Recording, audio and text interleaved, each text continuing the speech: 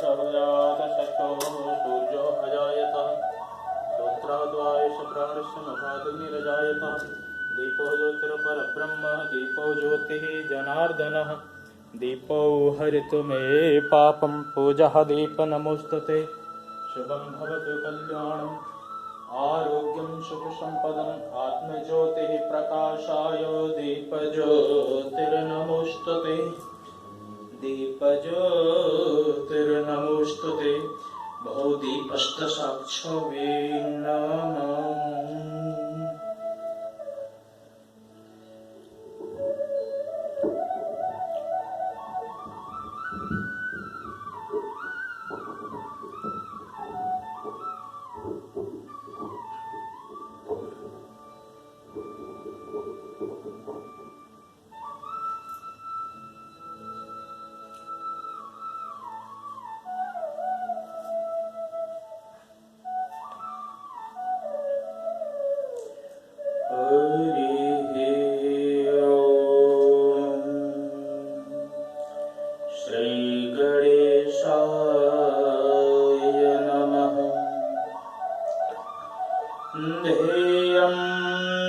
सदा परिभवग्नमभीष्टदोहम्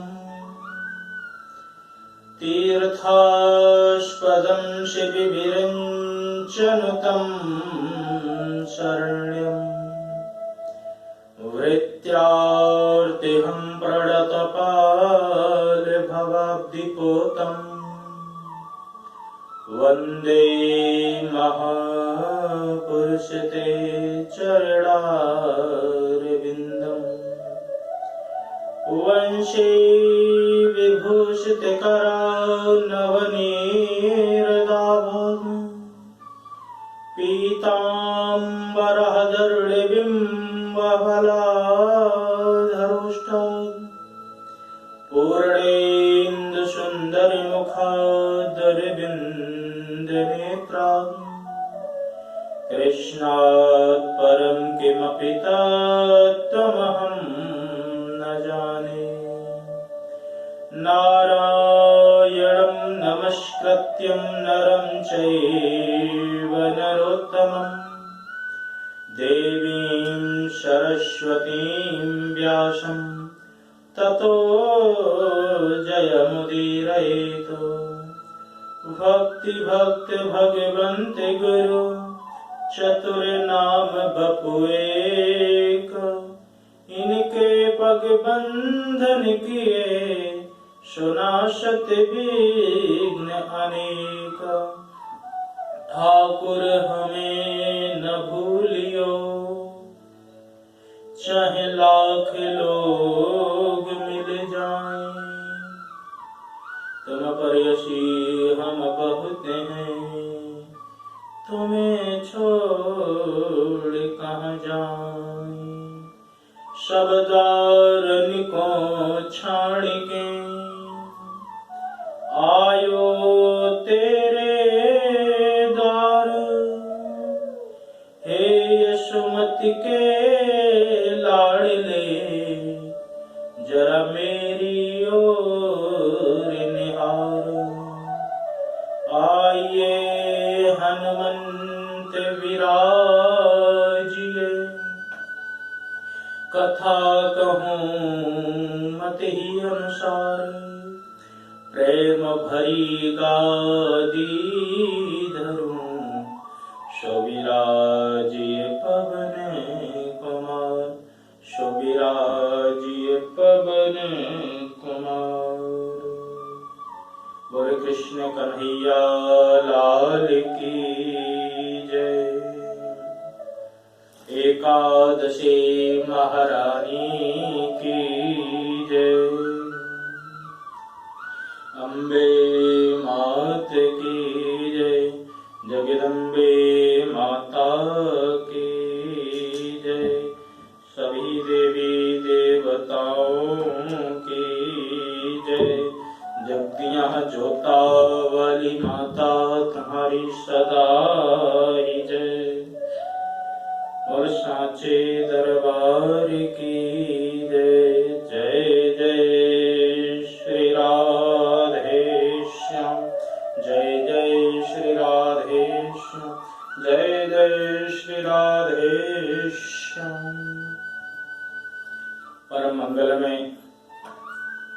आए हुए भगवत चरणानुरागी भक्त वृंद एवं भक्तमती माताएं बहनें,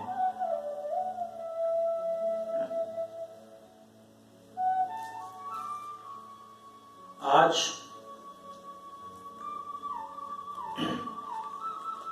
ज्येष्ठ मास के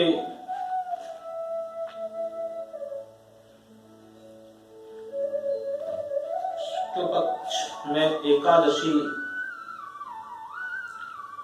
आपने वैशाख मास के शुक्ल पक्ष की एकादशी को विधिवत सुना।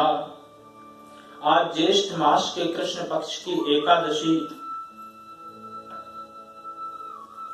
का शुभ अवसर हुआ है। इस एकादशी का नाम अपरा एकादशी है। इस एकादशी को अनेक नामों से भी जाना जाता है। इस एकादशी को जल क्रीड़ा एकादशी कहते हैं, अचला एकादशी कहते हैं और अपरा एकादशी भी इसको कहा जाता है।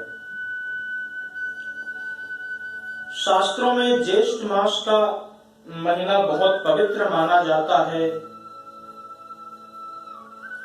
इस महीने में जो ये कृष्ण पक्ष की एकादशी है, अपरा एकादशी, इस दिन शरीर को शुद्ध करने के साथ साथ इंद्रियों को भी वश में व्यक्ति यदि करे तो उसके सभी कार्य सफल हो जाते हैं। काम, क्रोध, लोभ, मोह, अहंकार, ईर्ष्या, द्वेष आदि इन सब का यदि त्याग करे तो भगवान की उस पर विशेष कृपा शीघ्र ही हो जाती है। ये मनुष्य के 6 शत्रु हैं, काम, क्रोध, लोभ, मोह, मद, अहंकार इत्यादि। इनको इतना सहज रूप से त्याग किया नहीं जा सकता है। प्रत्येक व्यक्ति के अंदर अहंकार भरा हुआ है। अहंकार को त्याग करना बहुत कठिन काम है। कंचन तजना सहज है, सहज प्रिया का नेह, मान बड़ाई ईर्ष्या तजना नहीं स्नेह। ये जो अहंकार है, जो ये ईर्ष्या है, ये इतनी आसानी से व्यक्ति दूर नहीं कर पाता है। भगवान की कृपा से यदि कोई व्यक्ति प्रयास करे तो वह जरूर भगवान के चरणों का सहारा लेकर के काम, क्रोध, लोभ, मद, मात्सर आदि आदि जितने भी ये मनुष्य के शत्रु हैं, इन सबको दूर किया जा सकता है, इन सबका त्याग किया जाता है। तो इस एकादशी का नाम अपरा एकादशी है। अपरा एकादशी की महिमा है कि व्यक्ति इस एकादशी का व्रत करके धर्म और अर्थ को पा लेता है। इसी के साथ साथ में धर्म के रास्ते पर चलते चलते वह मोक्ष को भी प्राप्त कर लेता। भगवान श्री हरि की कृपा से व्रत करने वाले श्रद्धालुओं की सभी प्रकार की दुख परेशानियां दूर हो जाती हैं। यह एकादशी अनंत पूर्ण फलदायी है। अपरा, अपरा मतलब अपार, ये अपार पुण्य देने वाली है। इस एकादशी के व्रत करने से अनेकानेक पाप, ताप, संताप तो नष्ट हो ही जाते हैं, साथ ही साथ ब्रह्म हत्या, भूत योनि, पर स्त्री गमन, झूठी गवाही देना, झूठ बोलना, झूठे मूठे शास्त्र पढ़ना, शास्त्रों को झूठा बताना, या फिर झूठ मूठ का ज्योतिषी बन जाना, या फिर झूठ मूठ के वैद्य बन करके लोगों को ठग लेना, आदि आदि अनेकानेक पापों का प्रायश्चित करने के लिए इस एकादशी का शुभ आगमन हुआ है। जो भी व्यक्ति इस एकादशी का व्रत करता है तो उसके समस्त पाप, ताप, संताप नष्ट हो जाते हैं और सहस्त्र गोदान का उसको फल भी प्राप्त होता है। पद्म पुराण के अनुसार भगवान श्री विष्णु जी की पूजा आज के दिन वामन भगवान के रूप में होती है। वामन भगवान का रूप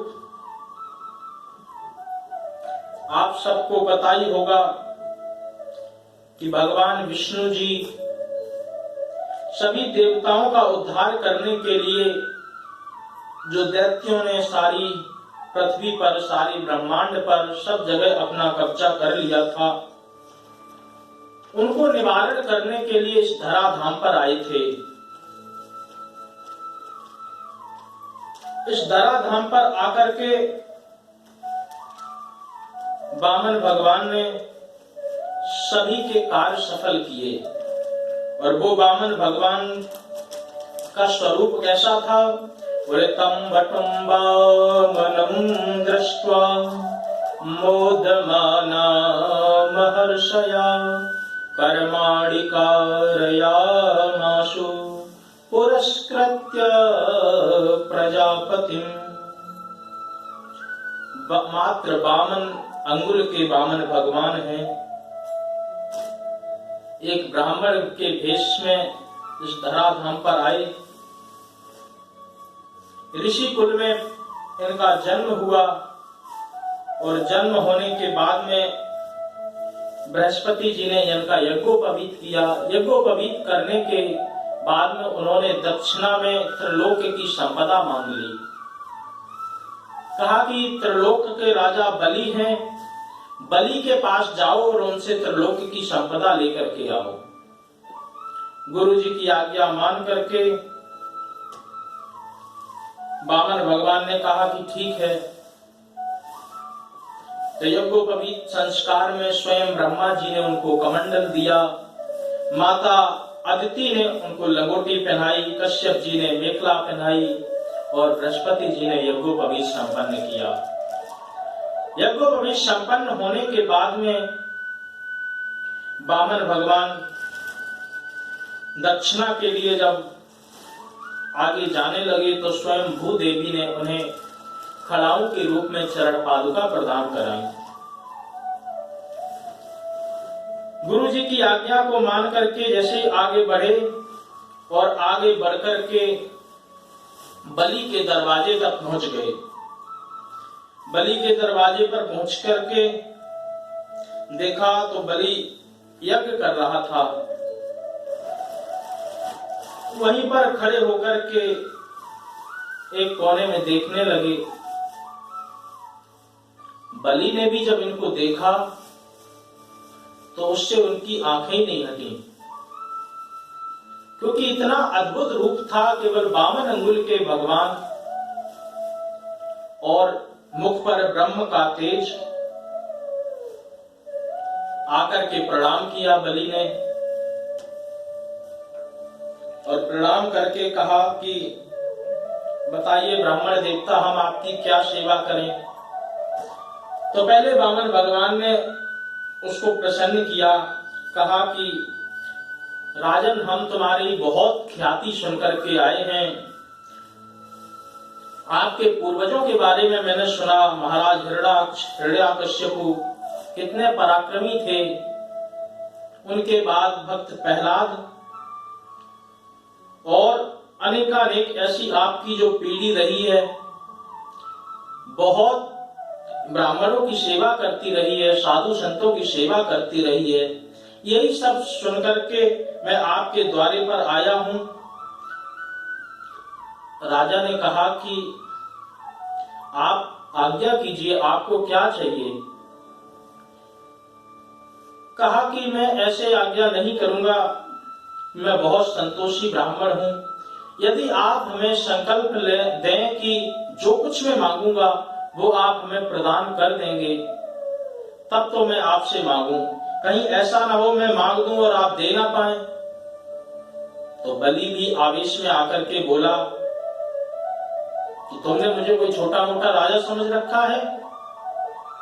सारे संसार को मैंने जीत लिया। निर्भीक होकर के मांगो जो तुम्हें चाहिए। तो भगवान ने कहा कि पहले संकल्प लो। ठीक है, संकल्प लेने लगे। जैसे ही संकल्प लेने के लिए तैयार हुए, तब तक शुक्राचार्य जी वहीं पर बैठे थे। वो देखने लगे ये छोटा सा बौना बामन कहां से आ गया और बड़ी चिकनी चुपड़ी बातें कर रहा है। हमने इसको पहले तो कभी नहीं देखा। जब ध्यान लगा करके देखा तो समझ गए कि ये कोई साक्षात भगवान ही है, ये कोई आम ब्राह्मण नहीं है। परंतु उससे पहले जो राजा थे वो 3 पग भूमि देने का वचन दे चुके थे। वामन भगवान ने कहा कि हमें सिर्फ 3 पग भूमि चाहिए और यदि तुम दे सकते हो तो इसका तुम संकल्प लो। राजा ने सोचा क्यों हमारा उपहास कर रहे हो, 3 पग भूमि के लिए क्या संकल्प लें। आप ऐसे ही ले लो कि नहीं, ऐसे नहीं, जब तक संकल्प नहीं लोगे तब तक हम ये भूमि दान स्वीकार नहीं करेंगे। और देखो अब हमारे संध्या बंदन का समय हो रहा है, बहुत ज्यादा अगर देर लगाओगे तो हम ऐसे ही चले जाएंगे। तो कहा कि ठीक है, हम संकल्प लेते हैं। जैसे ही संकल्प लेने को तैयार हुए, तुरंत शुक्राचार्य जी ने आकर के हाथ पकड़ लिया। कहा कि राजन तुम क्या कर रहे हो। कहा कि संकल्प ले रहे हैं 3 पग भूमि दान देने का। कहा कि राजन तुम्हें पता नहीं है, तुम अभी कंगाल हो जाओगे।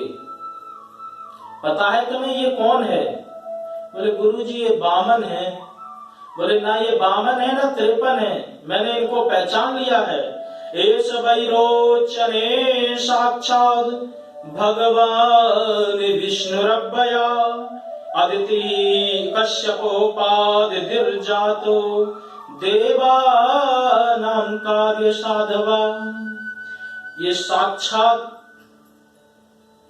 भगवान विष्णु है जो इस बौने बहुरूपीय के रूप में आए हैं।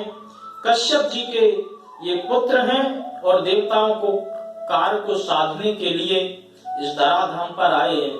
यदि तुमने संकल्प लिया तो तुम अभी अपना राजपाट सब खो दोगे। बलि ने कहा कि हम तो वचन दे चुके हैं गुरुजी, अब हम क्या करें। तो शुक्राचार्य जी ने समझाया कि तुमने वचन दे दिया है, कोई बात नहीं, परंतु वचन को कुछ ऐसी विशेष स्थितियां होती हैं, उनमें यदि वचन भंग भी हो जाए तो इतना ज्यादा अपराध नहीं लगता है। अगर किसी की प्राण की रक्षा के लिए तुमने वचन दे दिया है, गाय की रक्षा के लिए वचन दे दिया है, किसी की जीविका के लिए वचन दे दिया है, किसी कन्या के विवाह के लिए यदि तुमने वचन दे दिया है और वो वचन यदि तुम्हारा असत्य भी होता है तभी भी उसका तुम्हें कोई पाप नहीं लगता।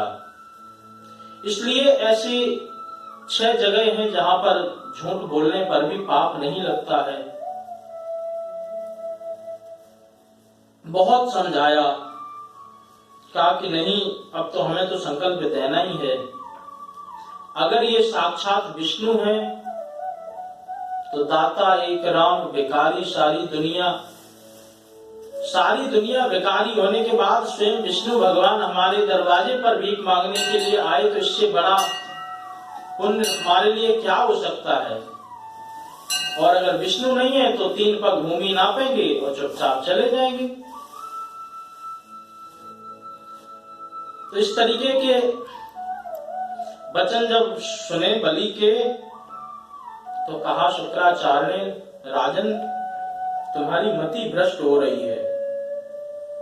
जब मैंने तुमको बताया है कि 6 जगह पर झूठ बोलने पर कोई पाप नहीं लगता है, स्त्रीषु नर्म विवाहे च व्रत्यर्थे प्राण संकटे गो ब्राह्मणार्थ हिंसायाम ना नृतम स्यास जुक्षतम। स्त्री के विवाह में या किसी कन्या के विवाह में या अपनी स्त्री से या हंसी मजाक में या किसी की जीविका के लिए, गाय ब्राह्मण की हत्या के लिए झूठ यदि बोल दो तो कोई इसका अपराध नहीं है, फिर भी तुम सुन नहीं रहे हो। शुक्राचार्य क्रोध में आ गए और आकर के कहा कि जब तुम नहीं मानते हो तो मैं तुम्हें श्राप देता हूं कि जाओ तुम अपनी अचरात भ्रांत ससो स्त्रिया, तुम अपनी सारी जो स्त्री है तुम्हारे पास, जो लक्ष्मी है, इसका विनाश कर दो, इसको अभी खो दोगे। इतना कहकर के शुक्राचार्य जी जब जाने लगे तो वामन भगवान ने कहा कि राजन, अब तुम्हें देना हो संकल्प तो दो, हम नहीं चाहते कि हमारी वजह से गुरु चेले में झगड़ा हो। तो राजन ने कहा नहीं, तुम संकल्प लो। तो जैसे ही संकल्प के लिए जल में हाथ डाला, तभी एक ब्राह्मण वहां से बोलने लगा, ओम विष्णु विष्णु विष्णु श्रीमद् भगवतो महापुरुषस्य। शुक्राचार्य जी ने पीछे मुड़कर के देखा, कहा कि शिष्य तो अभी नादान है, चलो इसको बचाएं, क्या करें। तो जैसे ही भगवान जल डालने के लिए तत्पर हुए तो शुक्राचार्य आकर के जल के छिद्र में ही बैठ गए और छिद्र को अवरुद्ध कर दिया। जब छिद्र को अवरुद्ध कर दिया तो उन्होंने कहा जल तो निकल ही नहीं रहा है। तो भगवान ने कहा कि ये जंग लगा हुआ कमंडल है, पुराना है, तो छेद बंद हो गया होगा। तो कुशा की एक नोक ली और नोक लेकर के उस छिद्र पर जैसे ही प्रहार किया, शुक्राचार्य की एक आंख, गोविंदाय नमो नमः, एक आंख ही फूट गई शुक्राचार्य की। अब शुक्राचार्य की जैसे ही आंख फूटी तो शुक्राचार्य तो वहां से भाग पड़े। सोचने लगे, देने दे कोई रहा है, ले कोई रहा है, मैंने आंख अपनी वैसे ही फुड़वा ली। तो तत्पश्चात बलि ने संकल्प दिया, भगवान ने विराट रूप बनाया और विराट रूप बना करके एक पग में उन्होंने ऊपर के सारे लोग और दूसरे पग में नीचे के सारे लोग, सारी पृथ्वी नाप ली। ब्रह्मांड को भी जब नाप लिया, उसके बाद में जब कहने लगे कि देखो बलि, हमने तो तुम्हारा सारा साम्राज्य 2 ही पग में नाप लिया, अब तीसरा पग में क्या करूं। बोले कि महाराज, दान देने वाले से, दान से बड़ा दानी का महत्व होता है। तो हमने ये सारा चीज आपको दान दे दिया, लेकिन मैं अभी बचा हुआ हूं, तो तीसरा पग आप मेरे सर पर ही रख लें, तो मैं भी अपना बलिदान करना चाहता हूं। जब राजा बलि ने अपना ही बलिदान, अपने को ही दान कर दिया, उसी दिन से शब्द बलिदान पड़ गया। बलि के द्वारा दिया हुआ स्वयं का दान यानी कि बलिदान। जब बलि ने ऐसे उदारता पूर्ण अपने आप को दिखाया तो भगवान प्रसन्न हो गए। कहा कि मांगो, क्या चाहते हो। कहा कि हम चाहते हैं कि ऐसे ही आपके दर्शन दिन रात करता रहूं। तो बोले ठीक है, हम तुम्हारे द्वार के पहरेदार बनते हैं और तुम जब भी आओगे तो हमें हमारे तुम्हें दर्शन सदा सर्वदा होते रहेंगे। इस प्रकार से वामन भगवान इस पृथ्वी पर आए। बाद में लक्ष्मी माता जी ने बलि को राखी बांधी और राखी बांध करके भगवान विष्णु को वापस लेकर के गए। इस प्रकार से बलि भगवान आए। उन्हीं बलि भगवान की आज के दिन विशेष पूजा की जाती है। ओम नमो भगवते वासुदेवाय का जाप भी किया जाता है। विष्णु सहस्त्र नाम का आज के दिन पाठ करें, अनंत फलदायी होता है। तो आज की अपरा एकादशी में जो भी व्यक्ति इस प्रकार के कार्य करते हैं, उनको भगवान सभी प्रकार से धन धान्य से, वैभव ऐश्वर्य से पूर्ण रखते हैं। तो आज की अपरा एकादशी की कथा शास्त्रों में प्राचीन काल में महीध्वज नाम के एक बड़े महात्मा रहा करते थे। उनके एक छोटे भाई थे जिसका नाम था वज्रध्वज। वो बहुत पापी थे, अधर्मी थे। उनको एक दिन लालच आ गया कि हमारे भाई के पास इतना बड़ा राजपाट है, हमारे पास कुछ नहीं है, तो क्या करें। तो उन्होंने अपने बड़े भाई महिध्वज को एक रात में सोते हुए उनका वध कर दिया, उनकी हत्या कर दी। जब उनकी हत्या कर दी और उनके शरीर को ले जाकर के एक जंगल में पीपल के पेड़ के नीचे गाड़ दिया। पीपल के पेड़ के नीचे जब दबा दिया तो अकाल मृत्यु होने के कारण राजा को प्रेत योनि में जाना पड़ा। प्रेत योनि में राजा उस पीपल के वृक्ष पर रहने लगे और आने जाने वाले लोगों को परेशान करने लगे। वहां से सौम्य नामक एक ऋषि निकल रहे थे। ऋषि ने अपने तपोबल से सारा हाल जान लिया कि किस प्रकार से राजा की अकाल मृत्यु हुई, और अकाल मृत्यु होने के बाद में ये प्रेत योनि में है। ऋषि ने उन्हें पीपल के वृक्ष से नीचे उतारा और परलोक विद्या का उन्हें उपदेश देने लगे। संयोग से उस समय ज्येष्ठ मास की एकादशी तिथि थी। ऋषि ने अपरा तिथि का व्रत किया और एकादशी का जितना भी पुण्य प्राप्त हुआ वो सारा उस प्रेत आत्मा को अर्पित कर दिया। उस पुण्य के प्रभाव से राजा प्रेत योनि से मुक्त हो गया और दिव्य देह धारण करके वह स्वर्ग लोक को चले गए। इस प्रकार की ये अपरा एकादशी है। प्रेत योनियों से भी मुक्त कराने की क्षमता इसमें होती है। और किसी भी प्रकार का यदि पाप है तो उन सभी पापों को भी इस एकादशी के माध्यम से मुक्त किया जा सकता है। किसी को ठगना, झूठ बोलना, न्यायालय में झूठ बोलना, या किसी शिष्य से गुरु का अपमान हो जाना, या पर स्त्री गमन हो जाना, आदि आदि अनेक प्रकार के जो पाप हैं, उन सभी पापों को भस्म करने के लिए ये एकादशी सदा सर्वदा तत्पर रहती है। और इस एकादशी के व्रत मात्र करने से सभी प्रकार के जो परेशानियां हैं वो सभी नष्ट हो जाती हैं। एकादशी के बारे में अनेकानेक कथाएं आती हैं और कथाओं के साथ साथ में नियम भी होते हैं कि किस तरीके से एकादशी में हम व्रत को अपने संपूर्ण करें। तो एकादशी के दिन यथाशक्ति अन्न का दान किया जा सकता है, परंतु अन्न को ग्रहण कदापि नहीं करें।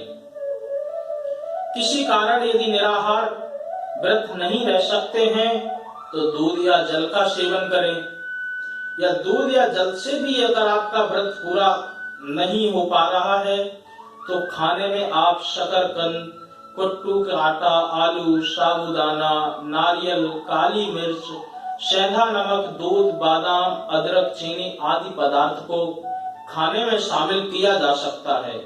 एकादशी के दिन व्रत रखने वाले व्यक्ति को मांस, लहसुन, प्याज, मसूर की दाल या अन्न का सदा सर्वदा निषेध कर देना चाहिए।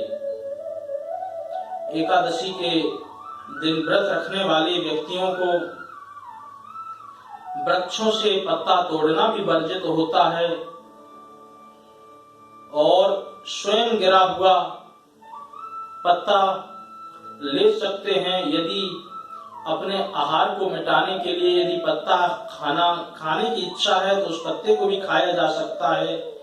नींबू, जामुन, आम, केले के पत्ते, इन पत्तों का आहार इस एकादशी के दिन किया जा सकता है।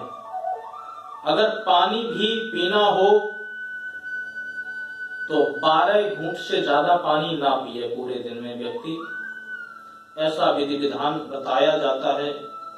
एकादशी के व्रत में गाजर, शलजम, गोभी, पालक आदि का सेवन करना सदा सर्वदा वर्जित होता है।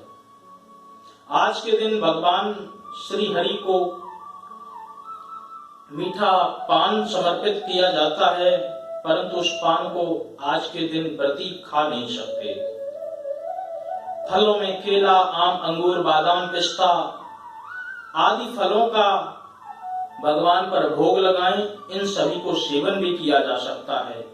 सूखे मेवे को भगवान का भोग लगा करके भी सेवन किया जा सकता है। और जिस प्रकार से गाजर, शलजम आदि नहीं खाई जा सकती, उसी प्रकार से बैगन या श्यामफली आदि का भी सदा सर्वदा निषेध करना चाहिए। किसी भी एकादशी में इस प्रकार की चीजों को ग्रहण ना करें। भगवान पर भोग लगाने में तुलसी के पत्ते का विशेष महत्व होता है। जब तुलसी का दल हम भगवान के भोग में समर्पित करते हैं तो भगवान अति प्रसन्न होते हैं और प्रसन्न होकर के चढ़ाने वाले व्यक्ति के सभी मनोरथ पूर्ण करते हैं और पूर्ण करने के साथ साथ उसको ऐसी सद्बुद्धि प्रदान करते हैं परमात्मा की, उसके मन में सदा सर्वदा भगवान की भक्ति लगी रहे, भगवान की भक्ति की लगन लगी रहे, बुरे कामों से बचता रहे। इस प्रकार से एकादशी महारानी का महात्म है।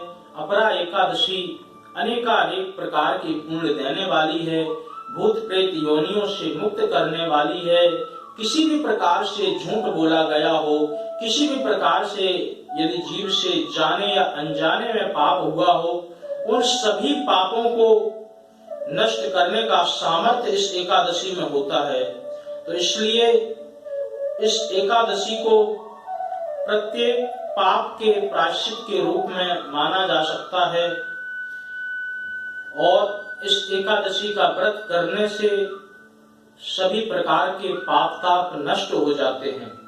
तो सभी व्यक्तियों को एकादशी महारानी की शरण लेनी चाहिए, एकादशी महारानी का व्रत भी करना चाहिए, क्योंकि व्रत करने से जीव की बुद्धि तो शुद्ध होती है, साथ साथ में रोग आदि का जो खतरा होता है उससे भी उसको लाभ मिलता है। इसलिए प्रत्येक व्यक्ति भगवान की शरण ले और एकादशी महारानी का व्रत करे। एकादशी महारानी की कृपा से आप सभी के मनोरथ संपूर्ण हों, सफल हों, यही हमारी शुभकामना है, यही भगवान के चरणों में प्रार्थना है। बोल एकादशी महारानी की जय, कृष्ण कन्हैया लाल की जय, राजा रामचंद्र भगवान की जय, सभी देवी देवताओं की जय।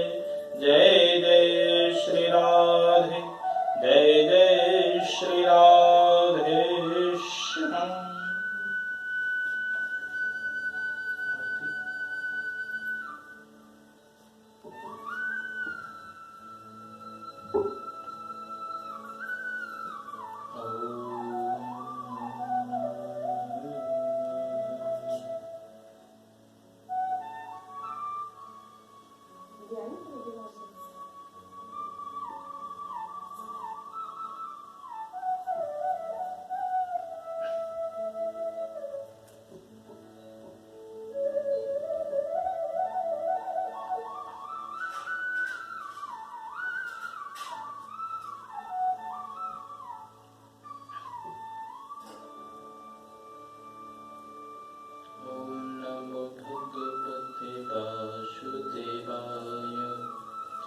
ओम नमो भगवते वासुदेवाय, वासुदेवाय हरि वासुदेवाय, वासुदेवाय हरि वासुदेवाय। ओम नमो भगवते वासुदेवाय।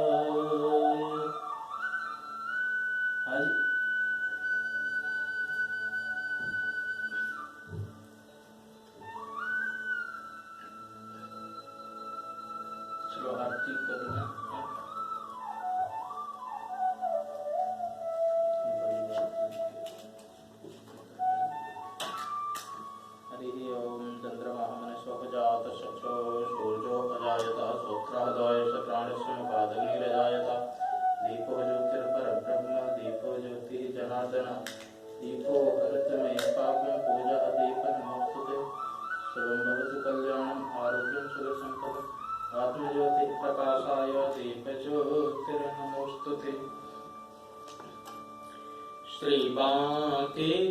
बिहारी तेरी आरती गाऊं, श्री बांके बिहारी तेरी आरती गाऊं, आरती गाऊं प्यारे आपको मनाऊं, आरती गाऊं प्यारे आपको मनाऊं, श्री बांके बिहारी तेरी आरती गाऊं। मोरे मुकुट तेरे शीश पे सोए, प्यारी बंसी मेरो मन मोहे, देख छवि बलिहारी में जाऊं, श्री बांके बिहारी तेरी आरती गाऊं। चरणों से निकली गंगा प्यारी, जिसने सारी दुनिया तारी, उन चरणों के मैं दर्शन पाऊं, श्री बांके बिहारी तेरी आरती गाऊं। दास अनाथ के नाथ आप हो, सुख दुख जीवन प्यारे साथ आप हो, हरि चरणों में मैं शेष नभाऊं, श्री बांके बिहारी तेरी आरती गाऊं।